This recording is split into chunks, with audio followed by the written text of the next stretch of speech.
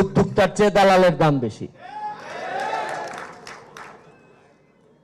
যে জায়গায় যাই দালালিতেই টাকা বেশি। আমার অবস্থাটা এরকম, আমি এমন এক দেশের এমপি হয়েছি যে দেশের বেশিরভাগ মানুষ এই দেশটা ছেড়ে দিতে চায়। যে কোনো জায়গার ভিসা নিয়ে আসলেই হয়। আমার সিলেটে তো বিশেষ করে 4 লাখ টাকা এক জায়গায় হইলেই কেউ কানাডা যেতে চায়।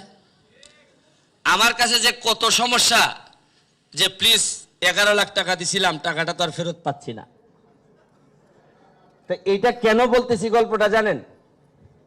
যে সবাই যেখানে দেশ ছাড়তে চায়, আমার সামনে যারা আছেন তারা কেন জানি অন্যরকম, তারা দেশে থেকেই দেশটারে করতে চান।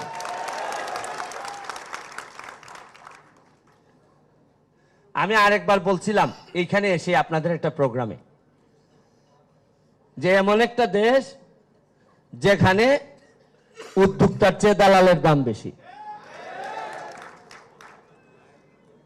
যে জায়গায় যাই দালালিতেই টাকা বেশি। আমি এমপি হিসাবে 4 মাসের বাচ্চা, আমি এলাকায় কি করতেছি জানেন? শুধু আর কিচ্ছু না, উন্নয়ন তো পরে, দালালদেরকে একটু টাইট দিয়ে একটু চাপের মধ্যে রাখছি।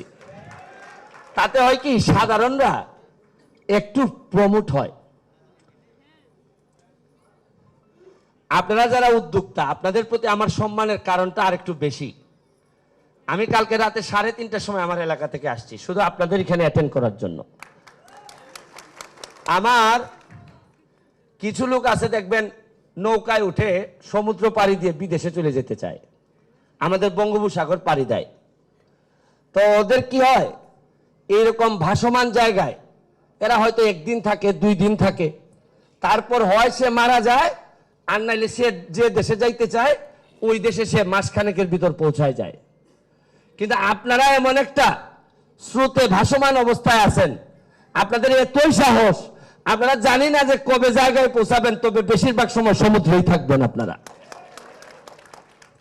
এই কষ্টটা যে আপনারা সিদ্ধান্ত নিছেন, এই জন্য আপনাদের প্রতি আমার শ্রদ্ধাবোধ, কৃতজ্ঞতা অনেক বেশি।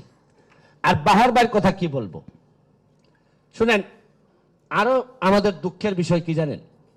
আমাদের দেশের অসাধারণ মানুষরা সাধারণ কিছু করলেই অসাধারণ রেসপন্স পায়, আর সাধারণ মানুষরা বাহার ভাইদের মতো তারা কোনো অসাধারণ কাজ করলেও অসাধারণ ট্রিটমেন্ট পান না, তারা অসাধারণ ট্রিটমেন্ট পান। আমি বিশ্বাস করি বঙ্গবন্ধুর সোনার বাংলা এবং জননেত্রী শেখ হাসিনার নেতৃত্বে যে বাংলাদেশ, নেত্রী যেভাবে এই দেশটাকে নিয়ে যাচ্ছেন, আমি এমপি হওয়ার কারণে ওনার কাছাকাছি যাওয়ার সুযোগ হয়েছে অনেক।